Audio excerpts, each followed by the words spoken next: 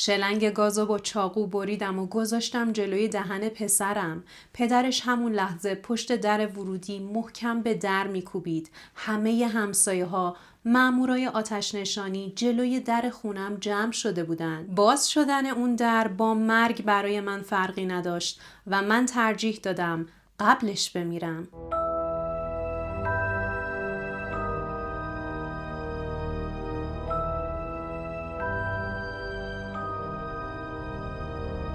به کانال کریمینال شادوز خوش اومدید. من شهدخت هستم، راوی این پرونده و اگر مخاطب پرونده های جنایی هستی تا آخر این ویدیو کنارم باش. بریم به تبریز. رامین ناصری متولد سال 72 بود و یه مغازه لوازم آرایشی بهداشتی توی تبریز داشت. توی سال 93 یه دختری میاد در مغازش و ازش خرید میکنه و یه جورایی تبدیل میشه به یکی از مشتریهای ثابت مغازه. البته این دختر همیشه تنها نبود و بیشتر اوقات با مادرش برای خرید میومد. توی این رفت آمده و خرید کردن و یه احساس و عشق و علاقه بینشون به وجود میاد و بعد یه مدت یکم بیشتر با هم آشنا میشن و بعد از گذشت یه مدت کوتاه تصمیم میگیرن با هم ازدواج کنن. صبا متولد سال 79 بود. اونا با هم نامزد میکنن و این دوران عقد و نامزدی حدوداً 2 سال زمان میبره.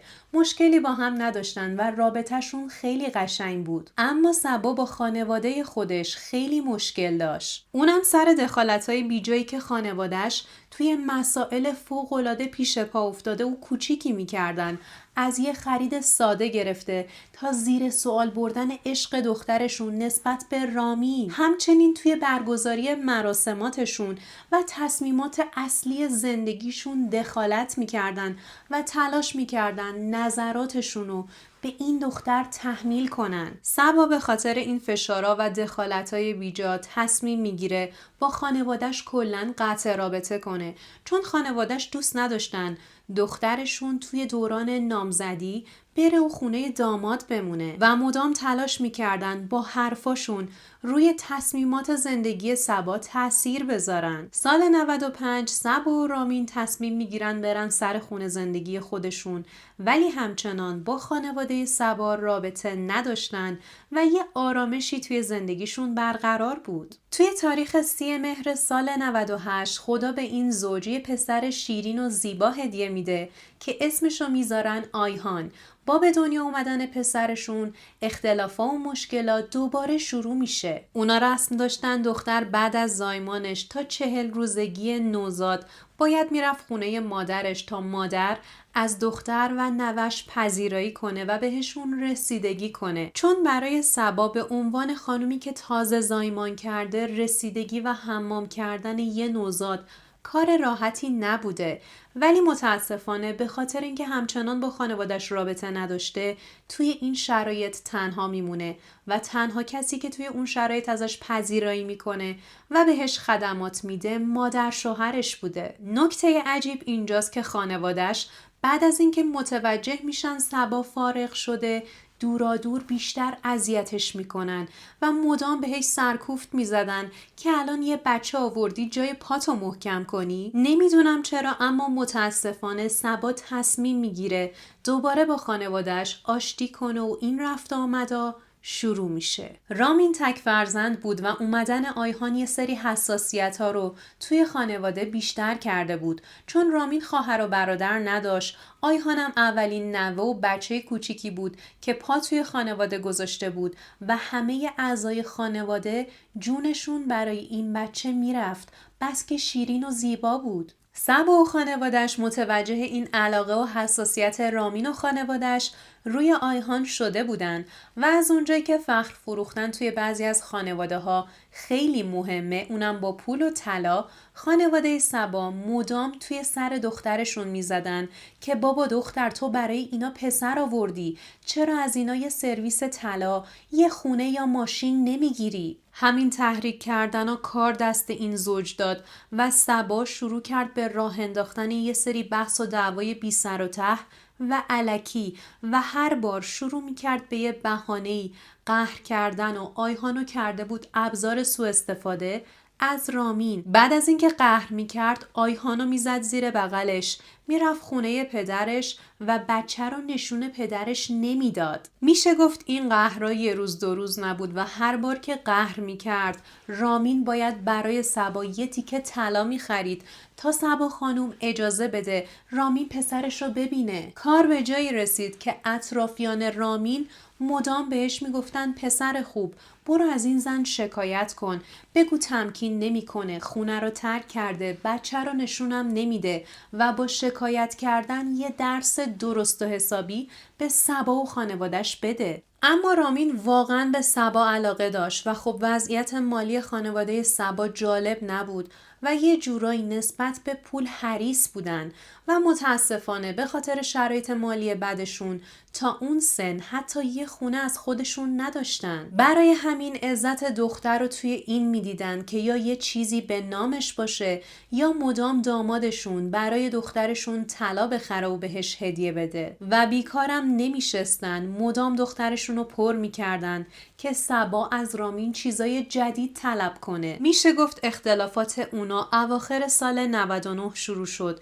توی اون دوره رامین مبلغ 400 میلیون توی بازار بورس ایران سرمایه گذاری کرد و متاسفانه توی همون دوره خیلی از ایرانی ها هیجانی وارد بازار بورس شدن تا یه شبه پولدارشن چون سود خوبی بهشون میداد. اما متاسفانه رامین هم مثل خیلی های دیگه متضرر شد و اون 400 میلیون رو از دست داد و همین بهانه خوبی شد برای صبا که دوباره قهر کنه و اونو ترک کنه، به جای اینکه کنارش بیسته تا دوباره رامین سر پاشه. رامین فهمیده بود درد خانواده صبا فقط مال و امواله و برای اینکه خانواده‌ای که تشکیل داده بود نابود نشه به هر سازی که صبا میزد میرقصید. رامین خونه خودشو به نام صبا کرد و براش یه ماشین خرید و به نامش زد تا صبا قهر رو کنار بذاره و برگرده. اما صبا که میدونست شوهرش چقدر آیهانو دوست داره باز به اینا راضی نبود و مدام از شوهرش باج میگرفت. حتی کاری کرد که رامین کل وسایل خونه رو براش از نو بخره، با وجود اینکه کلاً 4 سال از شروع زندگیشون گذشته بود. اینکه برای همسرت مدام خرج کنی یا اموالتو به نامش بزنی چیز بدی نیست، بالاخره شریک زندگی همید. اما اینکه بخوای از بچه‌تون به عنوان ابزار باجگیری استفاده کنی یا مدام قهر کنی تا چیزی گیرت بیاد واقعا زشته. در حالت عادی این زوج این مشکلات و توقعات بینشون نبود. این بحثای الکی دقیقاً از زمانی شروع شد که رابطه صبا دوباره با خانواده‌اش شکل گرفت و بعد از آشتیش با خانواده‌اش هر بار که با رامین دعوا می‌کرد توی دعواها میگفت میخوام ازت جداشم. تنها کسی که بعد از هر بحث و دعوا رابطه اونا رو جوش میداد و اونا رو آروم میکرد پدر رامین بود.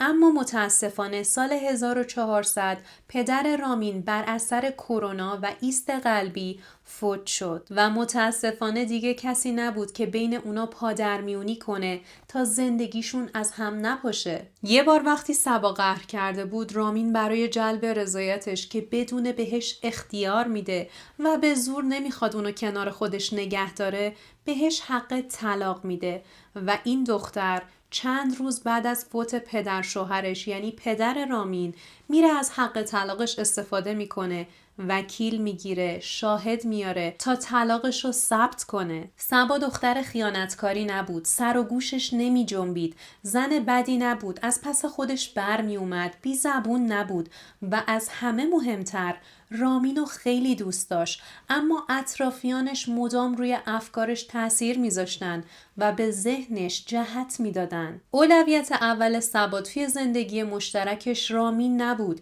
بلکه خانواده خودش بود. مدام با اونا بیرون بود و وقت میگذروند یا پای تلفن توی اتاق ساعتها با مادر و خواهرش حرف میزد. وقتی رامین با خستگی ساعت 10 شب مغازه رو میبست و میومد خونه، صبا تا ساعت 3 صبح همچنان درگیر حرف زدن یا چت کردن با خانواده و رفیقاش بود یا تلاش میکرد خودشو سرگرم کنه که با رامین وقت نگذرونه. برای همین بعد از 8-9 سال زندگی مشترک توی سال 1400 این زوج تصمیم گرفتن از هم جداشن و رامین دوباره برگشت پیش مادرش و ترجیح داد آیهان و صبا توی اون خونه تنها باشن تا راحت تر زندگی کنن. صبا بعد از جدایی به رامین پیشنهاد میده که دوباره رجوع کنن و برگردن و با هم زندگی کنن، اما رامین خیلی خوب میدونست که این حس صبا کاملا زود گذره و دوباره اگر برن زیر یه سقف صبا همون راه قبل رو پیش میگیره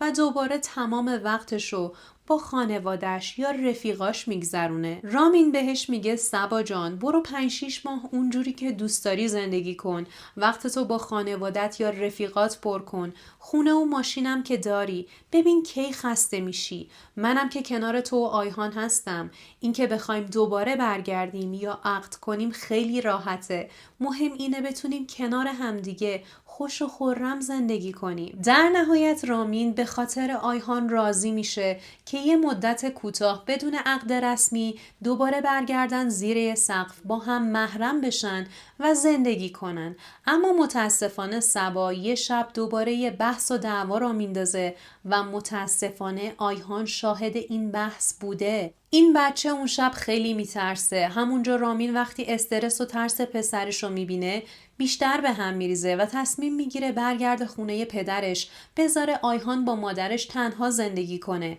ولی شاهد بحث و دعواهای اونا نباشه. اما فکرش هم نمیکرد 1 ماه بعد از این مکالمه و بحث و دعواها یه خبر عجیب به گوشش برسه. اطرافیان به گوشش رسونده بودند که صبا صیغه یه مرد شده. ولی خب رامین این موضوع رو باور نمیکنه چون به چشم خودش ندیده بود و صبا هم چیزی بهش نگفته بود. و خب نکته تاریک براش این بود که حضانت آیهان تا 7 سالگی با صبا بود و برای یه پدر یا مادر واقعا سخته وقتی متوجه میشه که بچهش قراره با یه ناپدری یا یه نامادری بزرگ شه. توی اولین جلسه دادگاه یه طرفه طلاق صبا درخواست کرده بود که رامین فقط حق داشته باشه در هفته 2 ساعت بیاد پسرشون رو توی خانه مهر ببینه و بعد بره. خانه مهر یه سری از مراکز هستن برای والدینی که از همدیگه جدا میشن و قصد دارن دوباره بچه هاشون رو ببینن و باهاشون ملاقات کنن.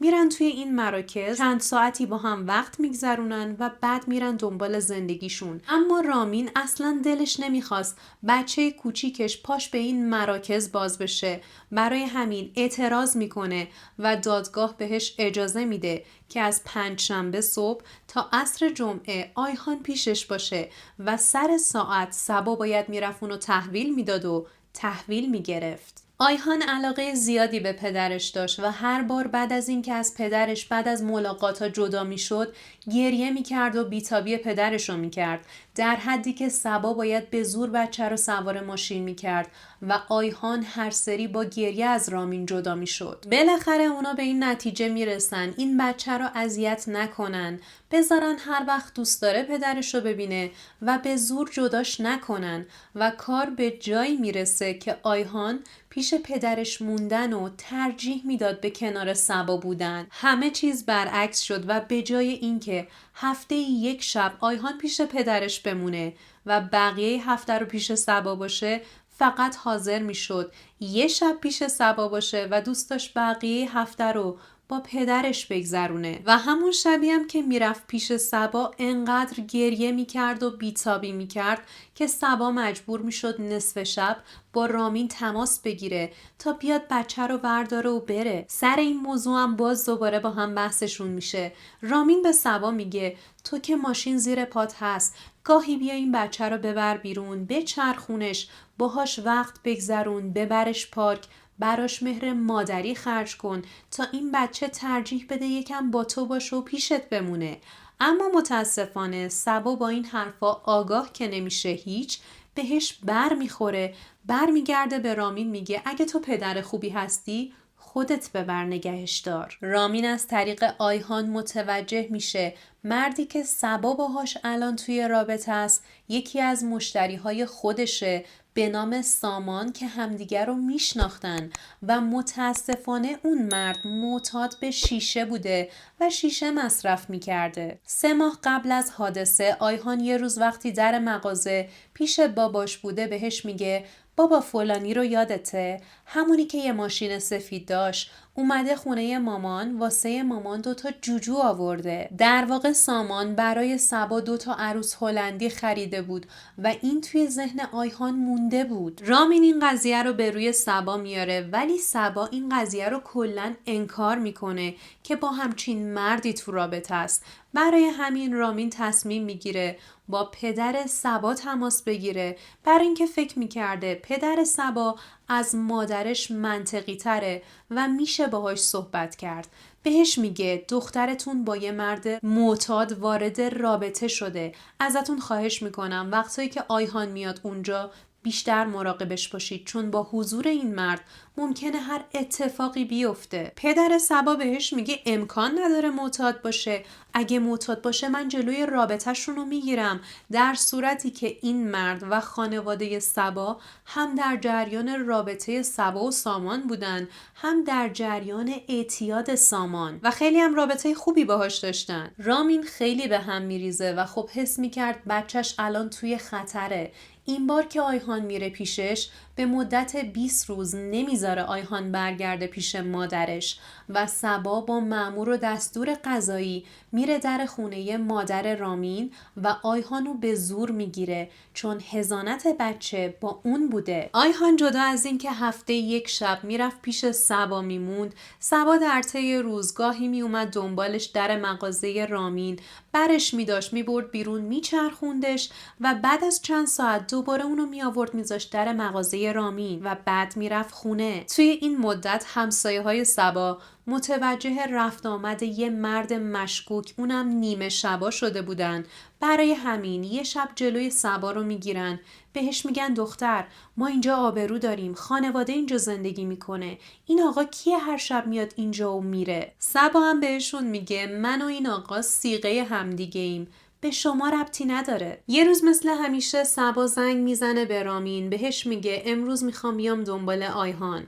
رامین میگه اون روز پسرمو بردم حمام، موهاشو با سشوار خشک کردم، موهاشو براش درست کردم و لباسای نوشو تنش کردم و مثل یه گل تحویل مادرش دادم. توی سالهای اخیر خیلی از زوجا بعد از اینکه از هم جدا میشن تصمیم میگیرن شرایطی رو برای بچه هاشون مهیا کنن که خیلی محیطشون پرتنش نباشه و بیشتر از این تاوان جدایی پدر مادر رو ندن. برای همین بعضی از شبا همشون مثل قبل با هم میرن بیرون و وقت میگذرونن یا به خونه همدیگه رفت آمد میکنن یا حداقل جلوی بچه هاشون با هم دوستانه حرف میزنن. این زوج هم دقیقاً همین راهو پیش گرفته بودن. بعد از اینکه سبا میره دنبال آیهان و اونو میبره خونه خودش، حوالی ساعت 1 شب رامین با آیهان تماس میگیره که آیهان بهش میگه بابا چادر بازیم که شکل کلبس رو باز کردم، اسباب بازیامو ریختم توش، دارم بازی میکنم. پدرشم از لحن و صدای این بچه متوجه میشه آیهان حالش خوبه و واقعا داره بازی میکنه و چیزی کم و کسر نداره. برای همین بهش میگه بابا جون بازیت که تموم شد برو بخواب، فردا میام دنبالت. اما فردای اون روز از ساعت 8 صبح تا ساعت 1 ظهر رامین درگیر یک کار اداری بوده و ساعت 2 ظهر برمیگرده خونه مادرش، با هم ناهار میخورن و بعد با آیهان تماس میگیره. اما متاسفانه جوابی نمیگیره. نه سبا نه آیهان هیچ کدوم تلفنو بر نمی داشتن. آیهان وقتی پیش پدرش بود نهایتاً تا ساعت 11 می خوابید، اما وقتی می رفت پیش مادرش با هم تا ساعت 2 یا 3 ظهر می خوابیدن. ساعت 2 سبا تماس پدر بچه‌شو جواب نمیده. رامینم میذاره پای این که احتمالاً خوابن هنوز و خودشون 1 ساعت دیگه زنگ میزنن. ساعت 5 میره مغازه و 5:30 باز به سبا و آیهان زنگ میزنه ولی بازم جواب ندادن. کم کم دلشوره میگیره. اون خونه‌ای که سبا توش زندگی میکرد خونه قدیمی رامین بود که 15 سال قبل خریده بودش و بعد از ازدواج به نام سبا کرده بود. با وجود اینکه سبا اونجا مجردی زندگی میکرد اما همه همسایه ها پدر آیهانو میشناختن. حدود ساعت 6 یکی از همسایه های اون ساختمون با رامین تماس میگیره و بهش میگه آقا رامین آیهان پیش شماست یا پیش مادرش؟ رامین تعجب میکنه. چرا این موضوع باید برای همسایه ما مهم باشه؟ میگه چطور؟ چیزی شده؟ همسایه بهش میگه از ظهر تا حالا از واحد شما بوی شدید گاز میاد. رامین بعد از شنیدن این حرفا فوراً با عجله خودشو میرسونه جلوی در خونه سبا و وقتی میرسه اونجا میبینه ماشین آتش نشانی و همه همسایه ها توی کوچه جلوی در جمع شدن. تا میاد وارد ساختمون شه مامورای آتش نشانی جلوشو میگیرن و بهش اجازه ورود نمیدن. بهش میگن چه نسبتی با اون خانوم داری؟ به مامورا میگه بچم توی ساختمونه، زن سابقم اینجا زندگی میکنه. اما بهش میگن توی اون واحد هیچ بچه‌ای نبوده. همسایه ها با ما تماس گرفتن. ما به محل اعزام شدیم، رفتیم در اون واحد رو زدیم. یه خانومی در رو نیمه باز کرد و لباس جالبی هم تنش نبود. اما به محض اینکه خواستیم وارد واحد شیم تا از نشت گاز جلوگیری کنیم، مانع ما شد. بهمون پرخاش کرد. گفت به شما ربطی نداره. من حالم خوبه. مامورا میگن ما فقط تونستیم از طبقه پایین فلکه اصلی گاز رو دراریم که گاز اون واحد قطع شه. همسایه هم به این پدر میگن آیهان توی خونه نیست. ما چندین بار در زدیم. اما اگه بچه توی خونه بود بالاخره صداش میومد. ولی هیچ صدایی از داخل خونه نمیومد. رامین با خودش فکر کرد شاید سبا آیهانو به یه نفر سپرده یا گذاشته خونه پدر و مادرش و در نبود بچه قصد داشته با باز کردن شیر گاز خودکشی کنه. اما از اونجایی که نگران سلامتی زن سابقش و مادر بچهش میشه که خدایی نکرده بلایی سرش نیاد و بچهش آیهان بی مادر نشه، خودش شخصاً میره پشت در واحد تا از سلامتی سبا مطمئن شه.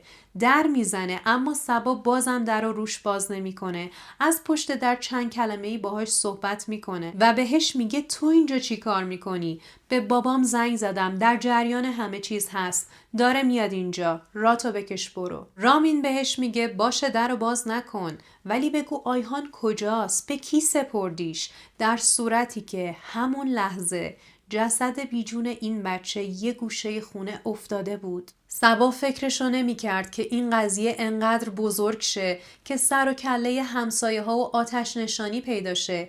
دیگه چه برسه به پدر آیهان.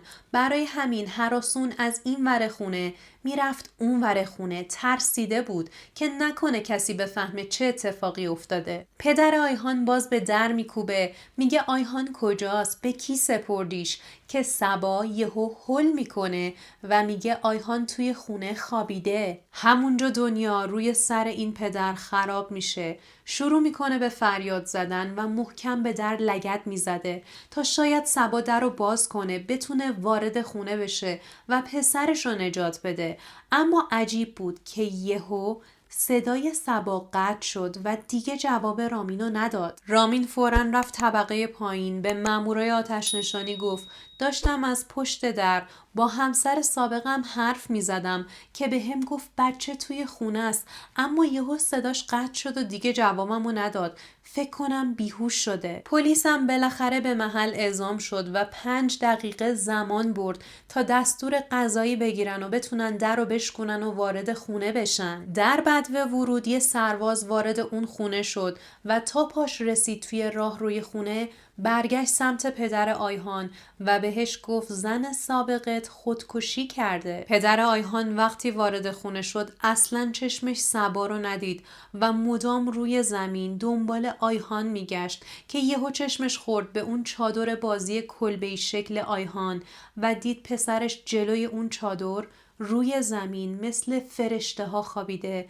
و متاسفانه پاهاش کبود شده. مامورا بهش گفتن دست به چیزی نزن، صحنه رو خراب نکن، برای ما مسئولیت داره. اما این پدر به قدری عصبی و ناراحت بود که از خود بیخود شده بود. همون لحظه پسرش رو بغل زد و پله ها رو رفت پایین و پسرش رو روی زمین توی کوچه گذاشت و بالا سرش فریاد میزد و گریه میکرد. آیهان تازه دندونای شیریش افتاده بود و دندونای قشنگش تازه داشت جوونه میزد و چیزی که عجیب بود این بود که فکش جوری قفل شده بود که زبونش بریده بود و پدرش حتی نمیتونست به این بچه تنفس مصنوعی بده. همه مردم دور این پدر و پسر جمع شده بودن.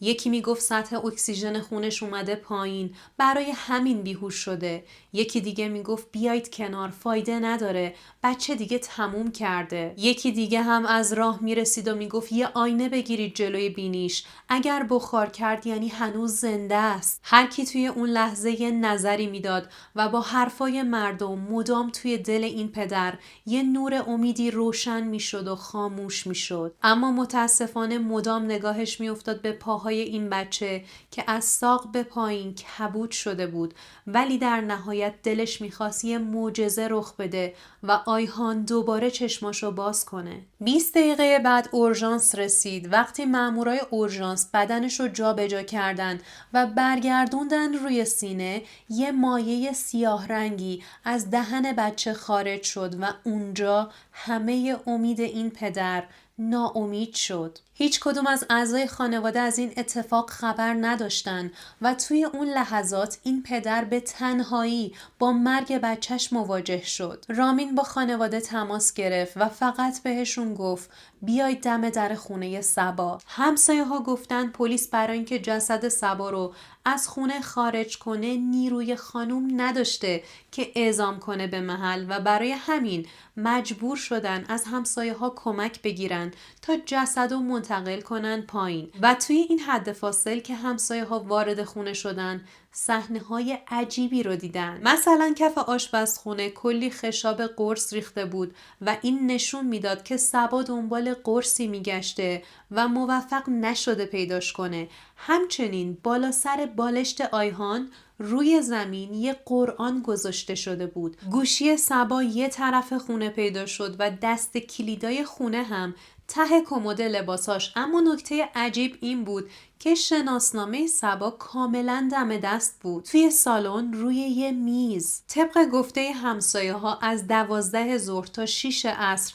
مدام بوی گاز به مشام میرسیده توی ساختمون و این به خاطر نشت گاز نبوده، بلکه توی خونه متوجه میشن یه نفر شلنگ بخاری خونه رو با چاقو بریده، چاقو رو کنار شلنگ رها کرده و سر شلنگ رو گذاشته کنار بالشت آیهان، دقیقاً جایی که دهن و بینی آیهان قرار می گرفته. علت فوت آیهان توی گزارش اولیه اورژانس و پلیس گاز گرفتگی اعلام شده بود، اما یکی از پزشکای پزشکی قانونی گفته 2 بار آزمایش گاز گرفتگی روی جسد انجام شده و هر 2 بار جواب آزمایش منفی شده و علت فوت آیهان گاز گرفتگی نبوده. برای همین باید کالبد شکافی انجام شه و 40 روز زمان میبره تا جواب اصلی بیاد و امکان داره علت فوت مسمومیت با دارو یا مواد شیمیایی بوده باشه. پدر آیهان یعنی رامین از خانواده صبا شکایت میکنه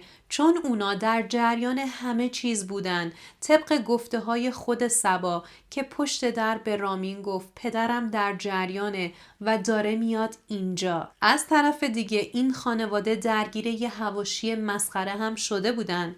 یه روز صبا و مادرش که توی ماشین نشسته بودن برای خانمایی که توی کوچه ایستاده بودن بوق میزنن و همین باعث میشه یه دعوا بینشون شکل بگیره و این دعوا به درگیری فیزیکی هم کشیده میشه و صبا به خاطر اینکه برای اونا بوق زده بوده توی این درگیری دستش آسیب میبینه. همچنین این خانواده سابقه درگیری و نزاع دست جمعی داشتن.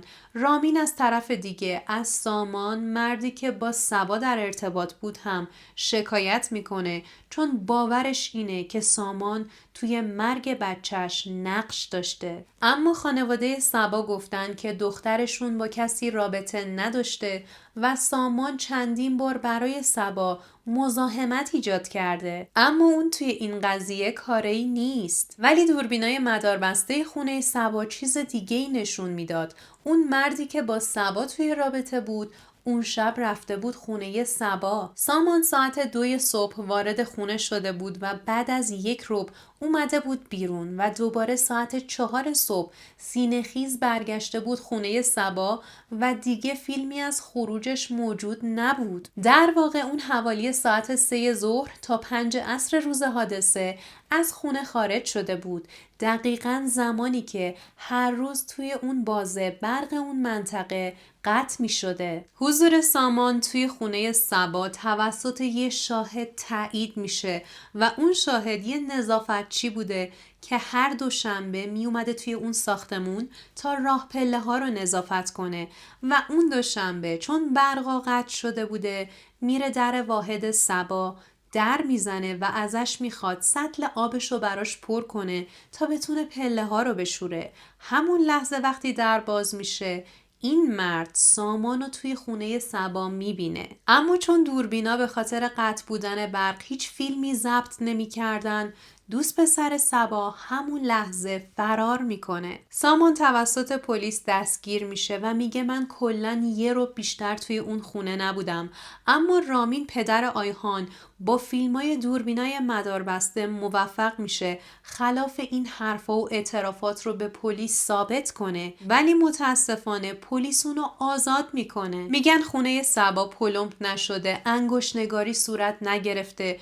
چون بعد از وقوع جرم افراد زیادی توی صحنه جرم رفت آمد کردن و الان خونه سبا رو تحویل خانواده‌اش دادن و اونا هر چیزی که باقی مونده بوده رو از بین بردن. حتی پیام‌ها و تماس‌هایی که روی تلفن سبا بوده پاک شده و پلیس داره همچنان تلاش میکنه تا تمام اون پیام‌ها و تماس‌ها رو بازیابی کنه. خانواده سبا از اونجایی که در جریان خیلی چیزها بودن تلاش کردن با پخش کردن یه سری شایعات بی اساس احساسات مردم رو تحت تاثیر قرار بدن تا کار دخترشون سبا رو توجیه کنن. مثلا مادرش 3 روز بعد از مرگ سبا چنین استوری گذاشت و کار دخترش رو نه تنها تایید کرد بلکه جوری نشون داد که کار درستی کرده. همین حرفا و شایعه هایی که پخش میکردن باعث شد یه عده از مردم بگن ببینید این مادر یعنی سبا چقدر از دست شوهر سابقش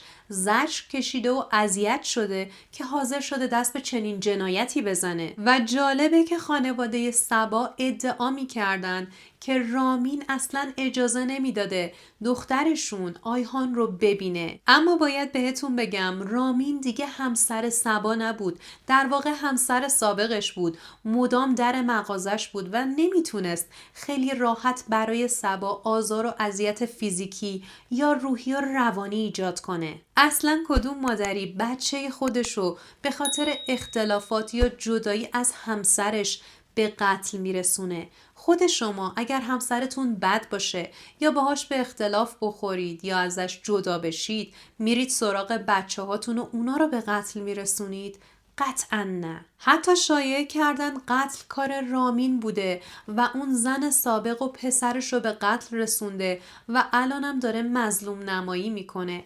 اما شواهد این پرونده خلاف اینو نشون میداد و مشخص شد اینا فرضیه های الکیه که خانواده سبا اون رو ساختن تا به خورد مردم بدن و قصد دارن احساسات و عواطف مردم رو هدف بگیرن. در واقع هیچ اثری از رفت آمد رامین به اون ساختمونی که سبا ساکنش بود دیده نمیشد و این مرد عصر روز حادثه در حضور همسایه ها و نیروی انتظامی و مامورای آتش نشانی وارد اون ساختمون شد و همونجا تازه متوجه فوت پسرش شد. احتمال میره بین سبا و دوست پسرش سامان مشکلی وجود داشته و خانواده سبا در جریان این مشکل بودن.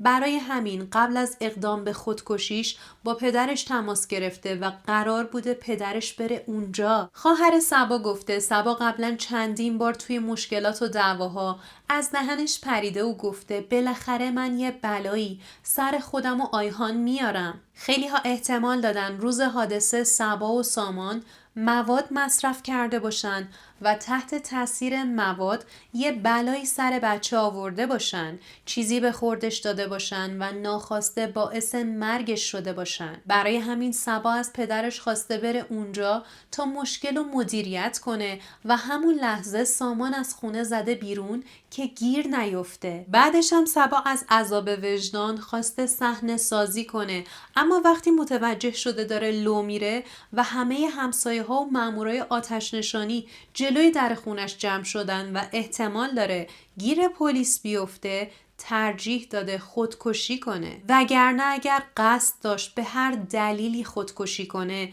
میتونست بچه رو به یه نفر بسپاره و بعد اقدام کنه. شاید وجود این بچه روی رابطه مادرش با سامان اثر منفی میذاشته و وقتی سامان متوجه شده که آیهان رابطه پنهونی اون و صبا رو به رامین لو داده، ازش عصبی شده و خواسته خشمش رو روی این بچه خالی کنه و یه بلایی ناخواسته سرش آورده. صبا هم تلاش کرده با صحنه سازی جوری به بقیه بقبولونه که این بچه اتفاقی مرده، مثلا اشتباهی قرص خورده و مسموم شده و مرده، تا بتونه رابطش رو رسمی کنه و بدون مزاحم با اون مرد ادامه بده. توی گزارش پزشکی قانونی بابت مرگ صبا نوشته هیچ ردی از خونریزی داخلی یا مواد مشکوک دیده نشده و بر اثر خفگی یا فشار خارجی که به گردنش اومده فوت شده. در واقع صبا خودش رو توی خونه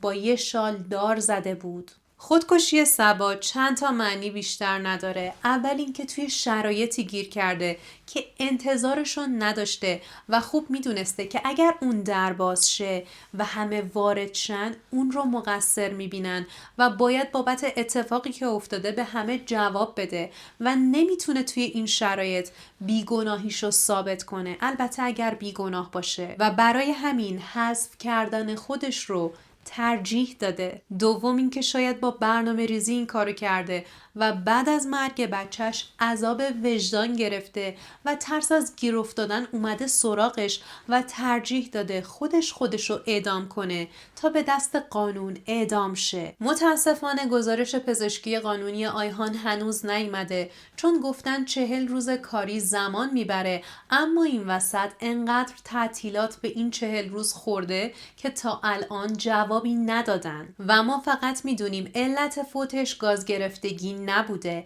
همچنین پرینت تماسهای صبا هم هنوز نیومده تا مشخص شه توی اون 7 ساعت آخر صبا با کیا در تماس بوده و چه پیام‌هایی رد و بدل شده. سامان الان آزاده و کسی اونو ندیده، اما میگن ازش بازجویی شده، شکنجه شده و آزادش کردن، ولی حرف مهمی نزده و متاسفانه خبری ازش نیست و احتمال داره فرار کرده باشه. دیدن جسد عزیزت، اونم در حالی که به قتل رسیده، میتونه تلخ ترین خاطره زندگیت بشه.